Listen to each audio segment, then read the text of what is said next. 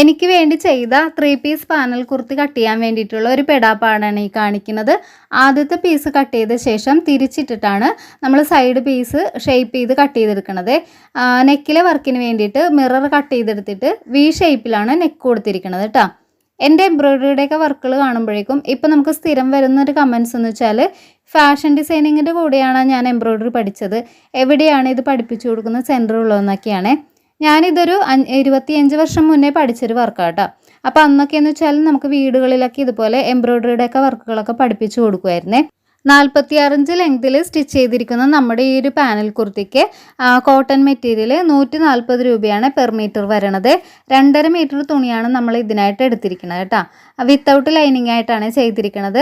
Normal അമ്പർലിയുടെയൊക്കെ ഒരു flare നമുക്ക് ഈ ഒരു ടോപ്പിന് കിട്ടും എന്നുള്ളതാണ് ഇങ്ങനെ കട്ട് ചെയ്യുമ്പോഴുള്ള ഒരു പ്രത്യേകത വരുന്നത്. അപ്പം നിങ്ങൾക്ക് ഇന്നത്തെ വീഡിയോ ഇഷ്ടപ്പെട്ടാൽ ചാനൽ സബ്സ്ക്രൈബ് ചെയ്ത് സപ്പോർട്ട് ചെയ്യണേ.